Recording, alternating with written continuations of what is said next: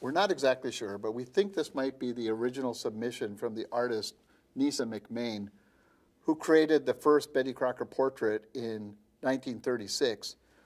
The reason we're not exactly sure is because we, of course, have the oil painting. But this makes sense as the original submission because it's done in chalk. That certainly wouldn't have been the way to create the original portrait, but it would be the right way to create a submission. Not exactly sure from our records that that's exactly what this is, but that's what we think it is. The original chalk drawing by the commercial artist Nisa McMain, who produced the first Betty Crocker portrait in 1936. So this is something you will never see, really. This is Betty Crocker not wearing a red dress. And you might say, why is that? Betty always wears a red dress. Here Betty's wearing green because it's the weekend, she has the day off, she's not wearing red. But this was part of an advertising campaign in 1947 that was in magazines like Life and Look.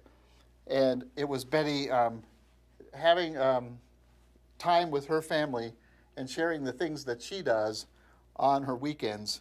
We also have Betty Crocker in a blue dress, but we've lost that portrait. We have Betty Crocker in green, quite unusual. The only portrait you'll see of Betty Crocker not wearing red. These are sort of secret Bettys. Like, you couldn't actually find this Betty because she's unofficial. But you'll see that this is 1936 Betty by the same artist, done in oil, but not the official portrait.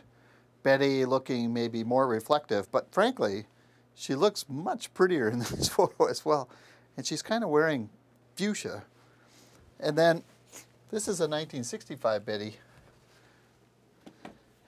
Again, in a casual moment, and I think she's wearing orange.